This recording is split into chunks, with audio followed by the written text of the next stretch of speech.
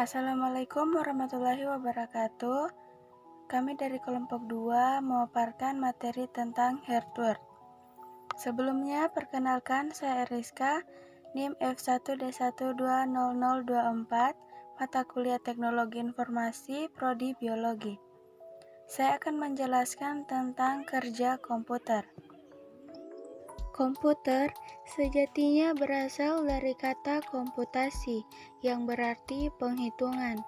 Seiring berjalannya waktu, komputer terus berkembang semakin pesat, dan ditemukannya mekanisme Antikythera milik Yunani kuno. Sehingga pada sekitar tahun 1830, seorang insinyur mekanik Inggris, Charles Babbage, menemukan the father of computer. Setelah itu, perkembangan komputer semakin tidak terbendung lagi, sehingga bentuknya menjadi komputer yang kita kenal di masa kini. Komputer saat ini dapat diartikan sebagai alat elektronik yang mampu melakukan prosesi informasi, di mana komputer mampu mengambil data mentah, kemudian mengolah dan mengeluarkan sebagai suatu output spesifik. Pada dasarnya, komputer di belahan dunia manapun bekerja atau berproses dengan keempat dasar, yaitu yang pertama input. Dalam proses input, beberapa perangkat yang sering ditemui yaitu mouse, keyboard, ataupun mikrofon yang disambungkan di PC. Yang kedua, memori atau storage. Dalam proses penyimpanan, maka pada PC terdapat hard drive. Beberapa media penyimpanan lain yang dikenali misalnya flash disk, micro SD, atau memory card. Yang ketiga, processing. Dalam proses pengolahan informasi pada PC disebut dengan Central Processor Unit ataupun CPU. Yang keempat atau yang terakhir, proses pengeluaran yang diproses oleh CPU dan dicetak apabila sudah siap. Pencetakan ini biasa berupa hard copy dan juga soft copy. Hard copy berarti menggunakan media fisik seperti kertas ataupun yang lainnya. Sedangkan soft copy berarti menampilkan gambar visual melalui monitor ataupun proyektor. Perangkat standar di dalam PC. PC pada umumnya memiliki kerangka utama yang disebut dengan motherboard.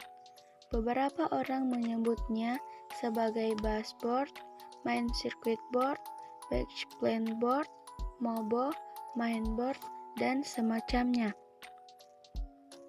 Perangkat ini merupakan papan sirkuit utama yang menjadi tempat bagi berbagai macam perangkat lainnya untuk saling berkomunikasi. Baik, untuk materi selanjutnya yaitu bit, byte, and buzzword akan dijelaskan oleh saya sendiri, yaitu Nela Salsabila dengan nomor stambuk F1D1200036. Nah, mungkin ada beberapa di antara kalian yang sudah familiar dengan istilah bit, byte, and buzzword karena itu merupakan kata yang cukup sering digunakan oleh pengguna teknologi internet. Tapi kalau kalian belum tahu, saya akan mencoba menjelaskannya dengan sebaik mungkin. Jadi simak baik-baik ya guys. Yang pertama adalah bit. Nah, bit sendiri itu pertama kali diperkenalkan oleh Jan Ptaki di tahun 1947. Saat itu beliau sedang bekerja sebagai ilmuwan di Bell's Laboratories.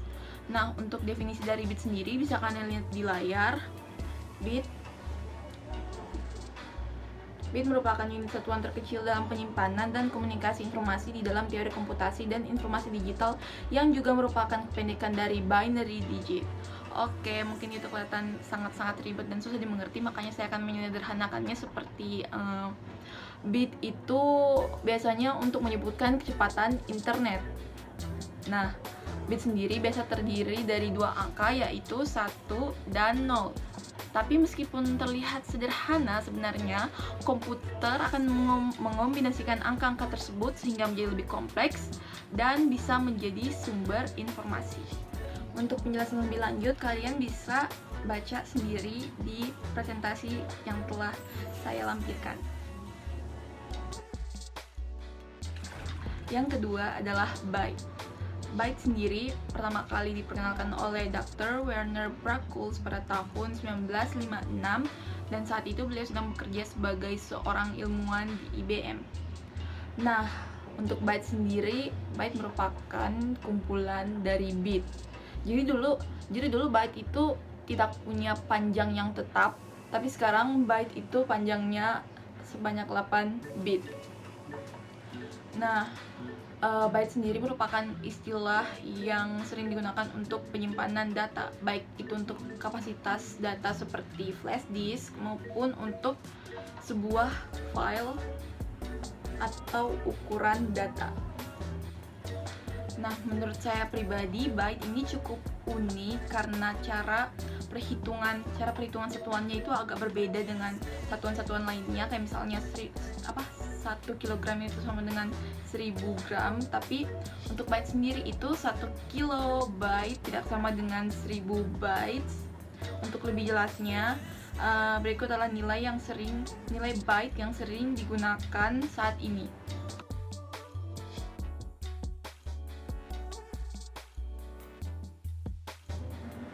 Nah, yang ketiga adalah buzzword. Nah, untuk buzzword sendiri saya mohon maaf sebesar-besarnya karena saya sangat sadar bahwa materi saya ini masih kurang lengkap. Jadi, ya gitu. Oke, untuk buzzword sendiri adalah sebuah istilah untuk kumpulan bit yang lebih besar. Tetapi jumlah bit yang digunakan juga itu tidak tetap. Jadi, besar sebuah buzzword ditentukan oleh besarnya register dalam CPU komputer. Oke, mungkin sekian dari saya. Untuk pertanyaan lebih lanjut, kalian bisa langsung saja bertanya lewat forum yang telah disediakan. Terima kasih. Perkenalkan, nama saya Sukmawati Putri dengan nomor stambuk F1D1200084. Saya akan menjelaskan inti komputer. Langsung saja. Yang pertama, Central Processing Unit atau CPU. Inti komputer yang berfungsi sebagai kendali utama komputer. Segala sesuatu yang dikerjakan komputer berada di bawah pengawasan CPU. Istilah lain CPU adalah microprocessor, yaitu mesin komputer lengkap yang disusun dalam sebuah chip.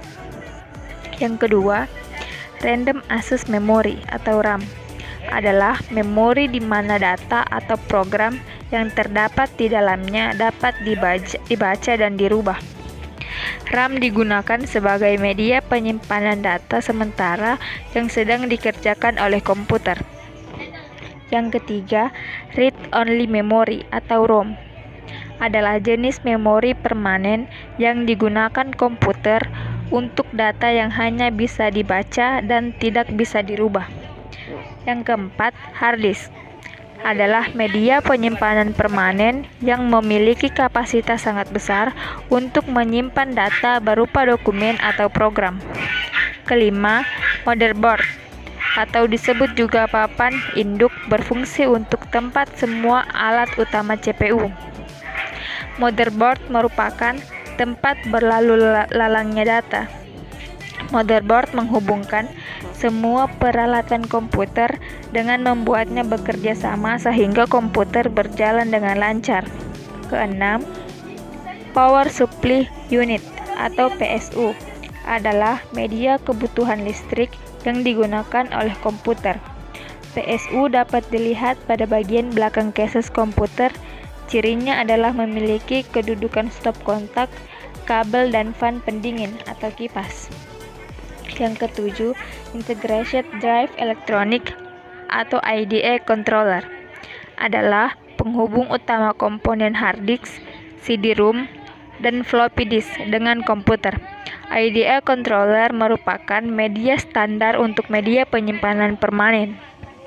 Kedelapan, sound card adalah media audio pada komputer untuk mengeluarkan output suara melalui speaker. Media ini juga digunakan untuk merekam data audio atau menjalankan data audio dengan mengkonversi data analog ke digital dan sebaliknya. 9. Graphics card adalah media pada komputer yang berfungsi untuk mengeluarkan tampilan berupa image diam atau bergerak melalui perangkat output display. Media ini menerjemahkan data image dari komputer ke dalam format yang dapat ditampilkan oleh monitor.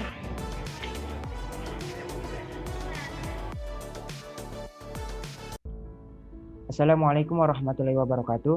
Perkenalkan, nama saya Muhammad Ali Fasyatullah, NIM F1D1 20070. Saya berasal dari kelompok 2, mata kuliah Teknologi Informasi, Prodi Biologi, Fakultas Matematika dan IPA. Di sini saya akan mempresentasikan materi saya mengenai memori komputer. Memori komputer. Definisi dari memori komputer sendiri adalah perangkat fisik yang mampu menyimpan informasi secara sementara, seperti RAM, memori akses acak, atau secara permanen seperti ROM, memori hanya baca. Perangkat memori menggunakan sirkuit terintegrasi dan digunakan oleh sistem operasi, perangkat lunak dan perangkat keras. Memori komputer dapat memiliki sifat volatile dan non-volatile. Memori komputer yang memiliki sifat volatile akan kehilangan konten, data atau informasi ketika komputer mati atau kehilangan daya. Sebaliknya, memori komputer yang bersifat non-volatile akan tetap menyimpan konten sekalipun komputer dalam keadaan mati. Memori komputer sendiri terbagi atas dua. Yang pertama, memori utama atau main memory. Memori utama digunakan sebagai akses data cepat oleh prosesor dan berfungsi untuk menyimpan data yang akan diolah oleh program kemudian dijalankan oleh komputer. Yang kedua, memori sekunder atau secondary memory bersifat non-volatile dan digunakan sebagai perangkat penyimpanan skala besar untuk menyimpan data dan program secara permanen. Kita bahas yang pertama, memori utama atau main memory. Memori utama terbagi menjadi dua, yaitu yang pertama ada read-only memory atau ROM. ROM adalah jenis memori yang kontennya tidak hilang ketika komputer mati atau kehilangan daya. Pada awalnya, memori ini hanya bisa dibaca saja, tidak bisa dihapus, dan kontennya sudah diisi oleh pabrik pembuatnya. ROM mempunyai beberapa tipe, yaitu terdiri dari PROM. Programmable ROM adalah ROM yang dapat diprogram kembali satu kali. EEPROM, Reprogrammable ROM, adalah ROM yang dapat diprogram sesuai dengan keinginan. EEPROM, Erasable Programmable ROM, adalah ROM yang dapat dihapus menggunakan sinar ultraviolet dan diprogram kembali. Dan EEPROM, Electrically Erasable Programmable ROM, adalah ROM yang dapat dihapus dengan sinyal elektrik dan diprogram ulang. Di komputer desktop, ROM juga dikenal dengan BIOS atau Basic Input Output System atau ROM BIOS. Yang kedua, yakni Random Access Memory atau RAM. RAM adalah kumpulan chip memori berupa IC Integrated Circuit yang terdiri dari jutaan transistor dan kapasitor. RAM merupakan tempat penyimpanan sementara dari komputer saat dijalankan dan dapat diakses secara acak atau random. Konten dari RAM dapat dirubah atau diganti dan bersifat volatile. Fungsi utama dari RAM adalah mempercepat pemrosesan data karena dapat disimpan dan diambil kembali dengan sangat cepat. RAM dibagi menjadi dua tipe, yaitu yang pertama ada DRAM. Dynamic RAM adalah memori utama dari komputer. Contohnya seperti FPM, EDO, SDRM, dan RDRM, serta lainnya. Yang kedua ada SRAM, yaitu Static RAM, adalah RAM yang digunakan sebagai cache berkecepatan tinggi dan buffer. Pembahasan yang kedua yakni mengenai memori sekunder atau secondary memory. Memori sekunder terbagi menjadi tiga, yaitu yang pertama ada Optical Storage Device, yakni perangkat penyimpanan data berbentuk kecil dan portable, serta dapat diperoleh dengan mudah dan murah di pasaran. Contohnya, compact disc, DVD, dan Blu-ray disc. Yang kedua ada Magnetic Storage Device, yakni perangkat penyimpanan yang paling populer untuk akses langsung. Data atau informasi disimpan di track-track dari permukaan disk dalam bentuk titik magnet kecil. Contohnya, floppy disk dan hard disk drive. Yang ketiga, ada flash memory device, yakni perangkat penyimpanan dengan desain ringan dan kecil. Perangkat ini dioperasikan dengan daya yang disediakan dari port USB komputer, contohnya USB flash drive dan solid state drive. Demikian persentase kali ini dari saya. Semoga bermanfaat, lebih dan kurangnya mohon dimaafkan. Wassalamualaikum warahmatullahi wabarakatuh. Perkenalkan, nama saya Alif Syafarudin dengan nomor stambuk F1D1200046. Saya akan menyampaikan materi tentang perangkat input dan output pada komputer. Pengertian perangkat input. Input artinya masukan. Jadi perangkat input pada komputer berarti perangkat masukan yang memberi perintah langsung berupa informasi digital pada pengguna. Benda ini dapat dilihat dan diraba, bukan seperti perangkat lunak komputer yang sifatnya tidak dapat diraba karena berupa dua dimensi. Contoh alat input pada komputer. Yang pertama, keyboard. Keyboard ialah alat untuk memasukkan data berupa huruf, simbol, angka, dan lain-lain. Yang kedua, mouse. Mouse merupakan perangkat input yang digunakan untuk menunjuk posisi pointer atau kursor pada layar. Yang ketiga, light pen. Light pen atau pena cahaya ialah sejenis piranti layar sentuh sebagai pengganti jari tangan. Sebagai salah satu perangkat input atau input device pada komputer, light pen sering dipakai untuk keperluan grafis atau menggambar. Yang keempat, touchpad. Touchpad merupakan perangkat input yang bekerja layaknya seperti mouse, yaitu sebagai penunjuk pointer atau kursor. Yang kelima, scanner. Scan memiliki fungsi untuk menampilkan atau mengcopy teks atau gambar melalui layar monitor dan dapat disimpan berupa file. Hasil kopiannya sangat mirip, mulai dari warna dan bentuk. Selanjutnya, output. Output berarti luar. Jadi perangkat output atau output device adalah piranti pada komputer yang dapat menghasilkan atau menampilkan keluaran output dari hasil pengolahan data. Contoh alat-alat output pada komputer. Yang pertama, monitor. Monitor adalah keluaran yang berupa sinyal elektronik sehingga menghasilkan gambar yang sering kita lihat di layar monitor. Yang kedua, printer. Perangkat keras printer berfungsi untuk mencetak data dari komputer, baik berupa teks maupun gambar ataupun foto. Yang ketiga, plotter. Plotter merupakan printer grafis yang mampu menggambar grafis berdasarkan data yang dimasukkan. Plotter mampu mencetak gambar dengan menyesuaikan ukuran blueprint, arsitektur, dan engineering. Yang keempat, speaker. Speaker ialah perangkat keras yang dapat menghasilkan data berupa audio atau suara. Yang kelima, proyektor. Perangkat keras ini merupakan sejenis alat optik yang berfungsi menampilkan gambar di layar, proyeksi atau benda lain yang dapat menerima pantulan cahaya. Perangkat output satu ini mengintegrasikan sistem optik, sumber cahaya, dan display, lalu memproyeksikan video atau gambar ke layar atau dinding. Ya, lanjut ke bagian yang berikutnya. Kenalkan, nama saya Agnes Monikana, NIM F1D1200094, akan menjelaskan tentang alat penyimpanan pada komputer. Berikut pengertian alat penyimpanan pada komputer. Pengertian alat penyimpanan.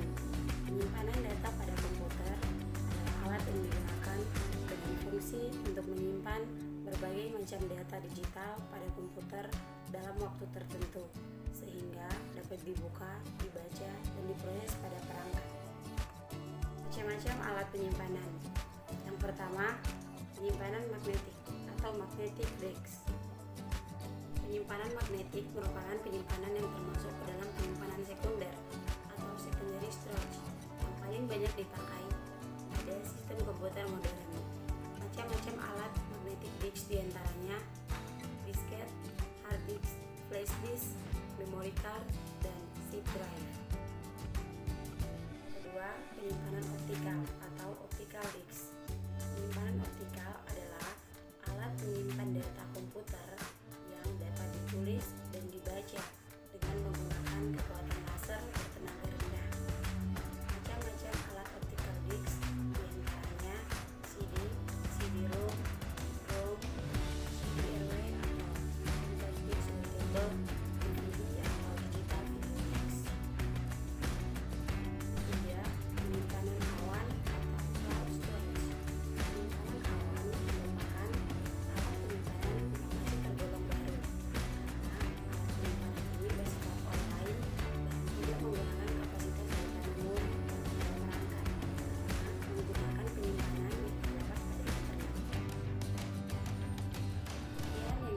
jelaskan dari bagian alat penyimpanan.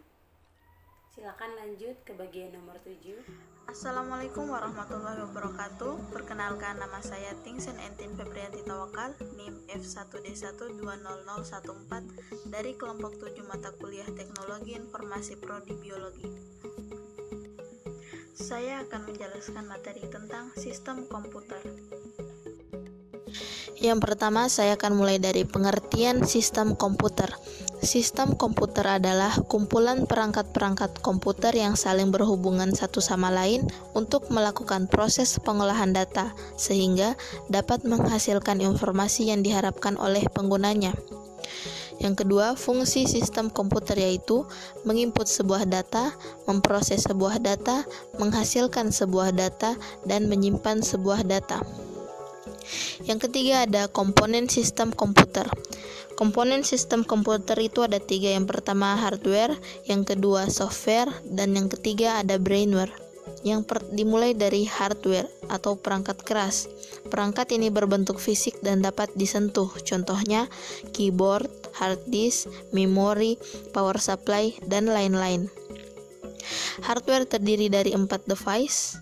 Yang pertama, input device atau perangkat masukan. Perangkat ini berguna untuk memasukkan data, contohnya keyboard, mouse, scanner, mikrofon, dan lain-lain. Yang kedua ada output device atau perangkat keluaran yang berguna untuk menampilkan hasil dari pemrosesan data, contohnya monitor, printer, proyektor, dan lain-lain. Yang ketiga ada processing device atau perangkat pemroses. Yang keempat ada storage device atau perangkat penyimpanan, contohnya hard disk, RAM, floppy disk, dan lain-lain. Yang kedua ada software, adalah perangkat lunak. Perangkat ini tidak memiliki bentuk fisik dan tidak dapat disentuh. Komponen software ada 4. Yang pertama, sistem operasi. Sistem operasi yaitu program dasar pada komputer. Contohnya Microsoft Windows, Linux, macOS, dan lain-lain. Yang kedua ada program aplikasi yaitu perangkat lunak yang siap untuk dipakai. Contohnya Microsoft Excel, Word, Access, Photoshop, Chrome, Mozilla, dan lain-lain. Yang ketiga ada program tambahan, yaitu perangkat yang bertugas untuk menjalankan tugas-tugas tambahan. Contohnya data recovery, defragmenter, scan server, backup, dan lain-lain. Dan yang terakhir ada bahasa pemrograman, contohnya PHP, Java, Python, C, Perl, dan lain-lain. Yang ketiga ada brainware, yaitu pengguna komputer yang menjalankan dan mengoperasikan komputer. Brainware terdiri dari 4. Yang pertama ada programmer, yaitu orang yang mempunyai keahlian menguasai banyak ataupun salah satu bahasa pemrograman. Yang kedua ada sistem analis, yaitu orang yang memiliki tanggung jawab terhadap penelitian, perencanaan, pengkoordinasian, dan merekomendasikan pilihan-pilihan software, hardware, dan sistem sesuai kebutuhan pengguna. Yang ketiga ada administrator atau orang yang mengelola suatu sistem operasi dan juga beberapa program yang berjalan. Dan yang terakhir ada operator, yaitu orang yang memanfaatkan komputer yang telah ada hanya menggunakan aplikasi-aplikasi tertentu. Demikian penjelasan materi dari kelompok 7. Semoga bermanfaat. Jika ada kekurangan mohon dimaafkan. Wassalamualaikum warahmatullahi wabarakatuh.